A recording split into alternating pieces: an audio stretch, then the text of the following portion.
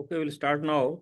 See, today what we are going to do is we'll try to discuss one very important topic in ethics paper, that is probity in governance.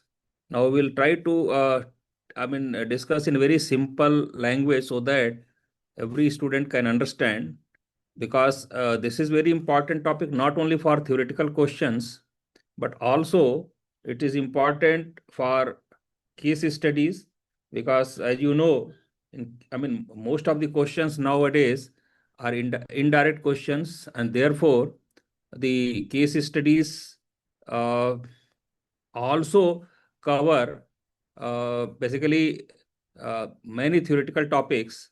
Uh, so accordingly, this probity in governance is important not only for theoretical questions of part A, but more important even for case studies.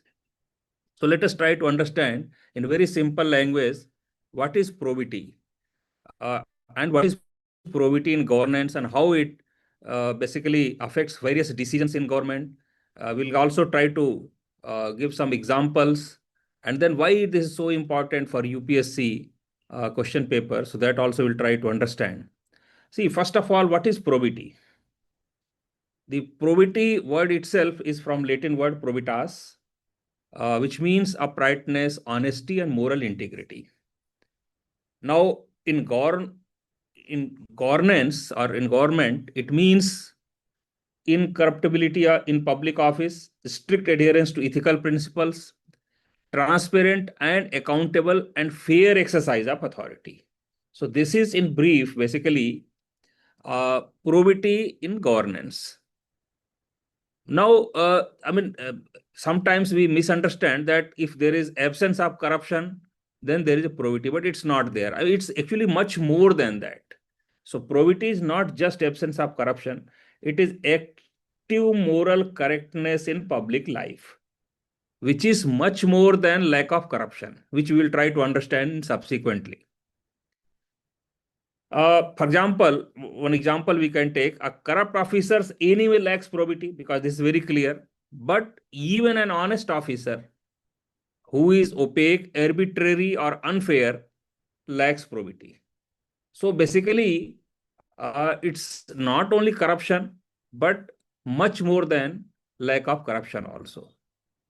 Now, sometimes we also equate probity and integrity. Now, integrity is also very important, because there is in annual performance appraisal reports, there is a column for every officer where integrity is certified beyond doubt. But now probity is much more than integrity. How? Let us try to understand what is the distinction between the two. See, integrity is personal moral character of the official, which is anyway certified through APARs. But probity is ethical quality of public systems, processes, and decisions. So basically, if an officer follows some process, takes some decisions, or follow some system for implementing certain scheme or certain programs, then it is covered. Then also it is covered in probity. So basically, integrity is individual, probity is institutional plus procedural. So as I told earlier also, even though if officer is honest, but his procedures are opaque, so he will lack probity. Now, let us try to understand why probity is central to governance. Because the governance involves public power, public money, public trust. So therefore, without probity, what will happen? Welfare schemes or welfare programs will become patronage. Discretion of the officers will become arbitrariness. Authority will become exploitation. So if probity is not there, all these required basically measures in public administration or governance will become biased. So therefore, what probity does? Probity ensures legitimacy of the state, citizens' trust, and ethical use of discretion. Now, second, Administrative Reforms Commission, which is very, very important document as far as ethics paper is concerned, also observed that probity in governance is an essential requirement for an efficient and effective system of administration. So therefore, probity is one of the very, very key and important essentials of governance. And therefore, you may, because there are only 7 topics and probity is one topic. And actually, probity encompasses a number of other good qualities of civil servants that we will see subsequently. Now, let us try to understand what are core elements of probity. As I told, it encompasses a number of good qualities which a civil servant should possess. So, first core element of probity is transparency. Now, what is transparency? It means decisions should be open, openness in decision making, clarity in procedures should be clear and transparent, accessibility of information should be there to the beneficiaries or to the public. And transparency, what it does basically, it reduces corruption, arbitrariness, and misuse of discretion. Now, there are some institutional safeguards or institutional mechanisms to ensure transparency also. That also we should remember, and we should quote also wherever required. For example, Right to Information Act 2005. This is one of the very, very key legislations for ensuring transparency. Then there are open data portals, then proactive disclosures, also by various government agencies through their websites, through press and media, through social media. So that also ensures transparency is there and information is disseminated across the public, beneficiaries, and others. So transparency actually does not weaken authority, it strengthens credibility. So this is one of the key components of probity. Now, second important component is accountability. Now, what accountability means? It means being answerable for decisions, then accepting responsibility for outcomes, then facing consequences for misconduct. So all these come in accountability. And it also includes different kinds of accountabilities. For example, there is a political accountability, there is administrative accountability, then there is a legal and financial accountability. Because if I'm administratively accountable, it doesn't mean that I'm not financially accountable. So I am financially also accountable. Now, what are institutional mechanisms to ensure the accountability? For example, audits are conducted. One is CAG audit. Then there are some internal audits also in every department of state government as well as even in central government. Then parliamentary oversight is there for central government. Similarly, there are assembly committees and assembly or legislative assembly, state legislature oversight is also there at state level. Then vigilance and disciplinary proceedings. This is also important because in every state government or central government, there are vigilance commissioners at state level, then CVC is there at central level, and then disciplinary proceedings, their view is taken for every disciplinary proceeding. So, I mean, this kind of mechanisms are available. So, power without accountability destroys probity. Now, next core component is ethical decision making. So, probity demands that decisions are lawful, fair, reasoned, and morally defensible. So, all these qualities are imbibed in decisions if probity is there. So, every legal actions may lack probity if. So, even though actions are legal, please understand here. So, even legal actions may lack probity if they are biased, they are opaque, or they are against public interest. So, even if one may claim that yes, legally he may be correct, but then probity will only ensure that beyond legality, ethical justification is also provided to the various decisions taken. Another core component of probity is fairness and non-arbitrariness. Now, this is also very, very important. And this is also contained in constitutional morality because Article 14 also says right to equality. So, Then probity requires equal treatment, objective criteria, and consistency in decisions. Selective enforcement of law or discretionary favor violates probity. And as I told, this principle is reflected in Article 14 of Indian Constitution, that is equality before law, and then rule of law, which is the important basic feature of the Constitution as pointed out by Supreme Court. Then another important uh, element of probity is avoidance of conflict of interest. Because if conflict of interest is there, decisions will not be fair. So conflict of interest arises when personal interest interferes with public duty. So what probity requires? Probity requires disclosure of interests, recusal from decision making if there is a conflict of interest, and clear ethical boundaries should be drawn between personal and public. So where, I mean, it clashes more. For example, public procurement is one of the very key items where conflict of interest can be found. Then appointments or transfers, there also this conflict of interest will be there. Then regulatory decisions, there also conflict of interest are, I mean, visible in a very important way. So these are examples. There are other places also where in administration where conflict of interest will be there, but these are the key areas. Now, even perceived conflict damages probity. So this is very important because actually, I mean, conflict of interest might not have been implemented. Even though there is a conflict of interest, the officer might have acted in a very fair manner. But then because it has been perceived already, so therefore he should, I mean, it's in interest of everybody that he should recuse from that decision making. So therefore perceived conflict also damages probity a lot. Another important thing is financial propriety, because as you know, in governance, a lot of public money is spent.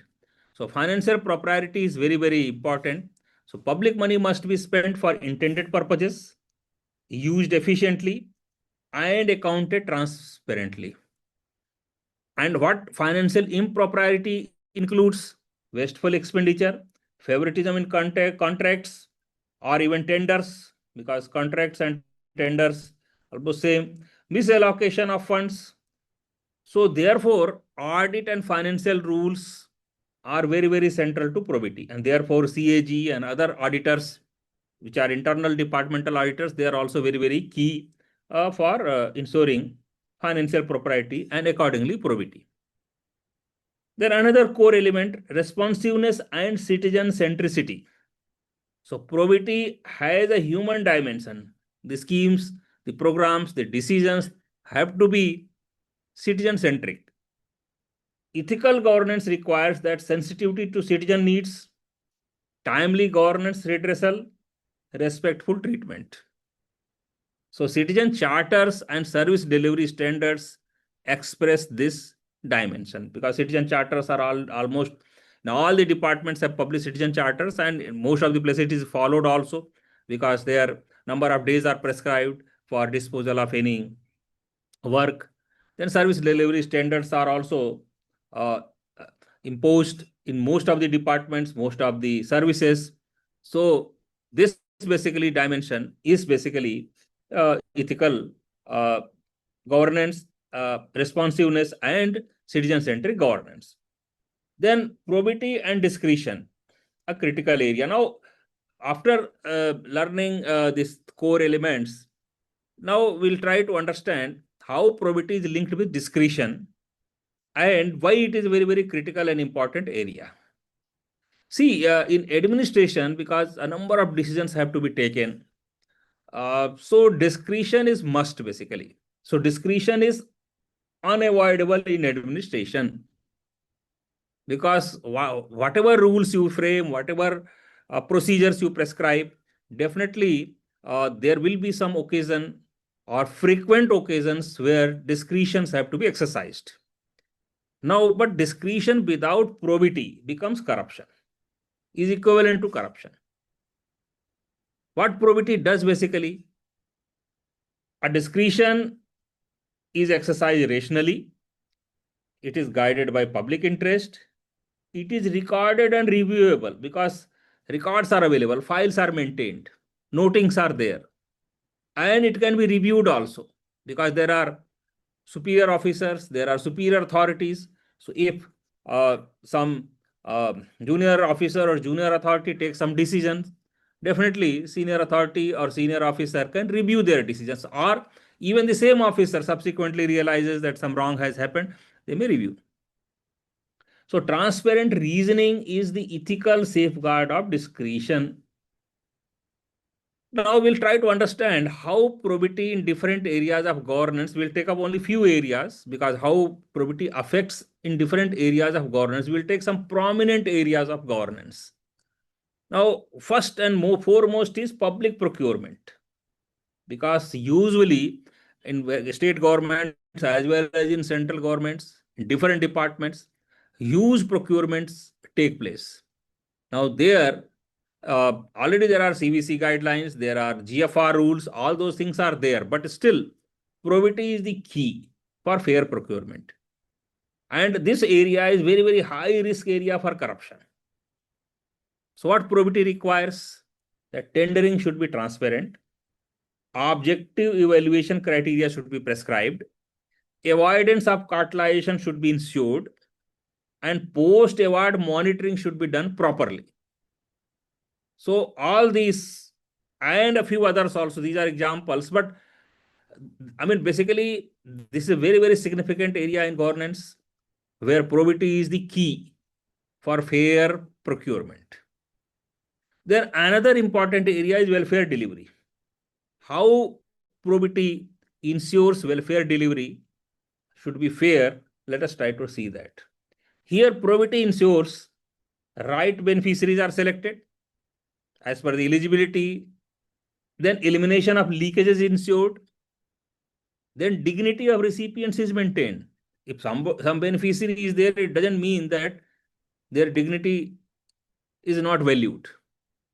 So basically, technology helps because nowadays, now digital governance is there. Now AI has come in, so all these things are there. So technology definitely helps in selection of beneficiaries or in elimination of leakages. But ethical intent remains crucial, and particularly oversight. Because even if technology is there, oversight is must. So ethical oversight is very, very important so that the welfare schemes are run properly. So another key area, probity in regulatory governance. This is also again very, very important. So first we have taken up procurement, then welfare schemes, then now regulatory governance. Now here, what probity ensures? Probity in regulators or officers or civil servants ensures that officers act impartially, they avoid regulatory capture, they balance public interest with economic freedom. So all these things are ensured. Now let us try to see what are institutional mechanisms to ensure probity. See, first, every service has code of conduct. For example, central government, there are central CCA code of conduct rules is there. Similarly, in state services also, every state service or every state government, they have a code of conduct. Then there is a code of ethics. Then there is Central Vigilance Commission, and also VCs at states, vigilance commissioners in states, they are also there. Then Lokpals at central level and Lokayuktas at state level. Then RTI Act is there. Then social audits are conducted in various schemes. Almost all the important scheme social audits are conducted.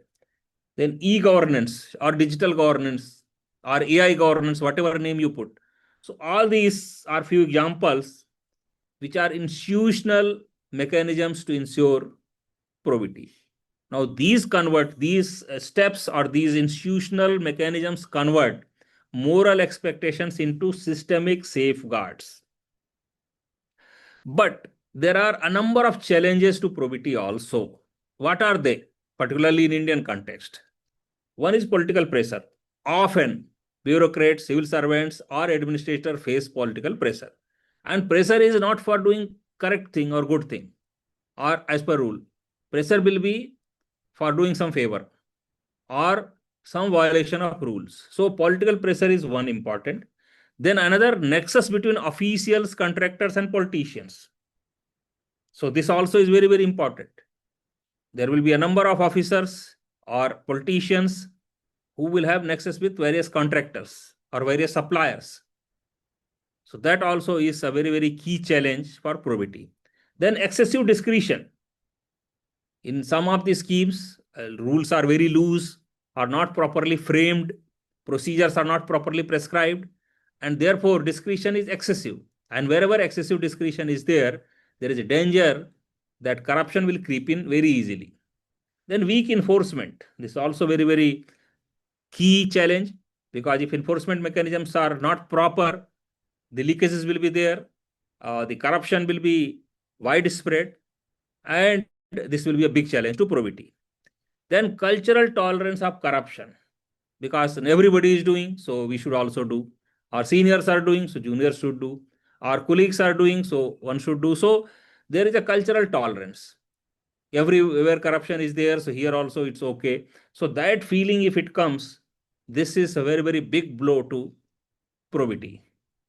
So probity basically fails not only due to bad people, because bad people are anyway very, very important for failure, but also due to weak systems, also it fails.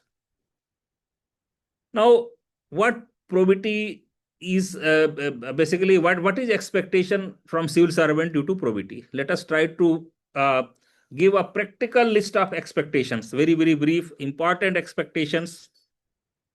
A civil servant with probity will document decisions, follows due process, resist illegal orders, accepts scrutiny, places public interest above his convenience. So probity is tested when shortcuts appear tempting. This is very, very important statement, and very, very real as far as administration is concerned. Now, why probity is become a very, very favorite topic for UPSC? Because as I already told in the beginning itself, this is very, very important, not only for theoretical questions, but for case studies as well. So sometimes direct conceptual questions are asked. So because, I mean, nowadays direct questions are very, very less, but still sometimes it's asked. But it's heavy use in case studies. Whenever there is an issue of corruption, governance, ethics, you will have to, rely on probity. So it linked with corruption, governance, and ethics. And as we know, UPSC checks moral maturity, administrative realism, and clarity of thought. So all this makes this probity in governance very, very important topic for UPSC. So to conclude, probity in governance is not about appearing honest. It is about ensuring that power is exercised transparently, fairly, and responsibly. Or even more briefly, if you want to say, probity transforms authority in moral authority. So as I keep on telling, even sometimes if you feel that you are legally right, it's not sufficient, because sometimes legal rightness is not sufficient unless it is morally also right. So probity ensures that. So with this, we will close this today's class. We will meet again with, now we'll start, I think, some case studies, because almost all the topics we have covered. So we'll try to take up now case studies, important case studies, particularly which are more probable in 2026 exam. Such case studies we'll try to take up. So thanks a lot for joining today. We'll meet again in next class.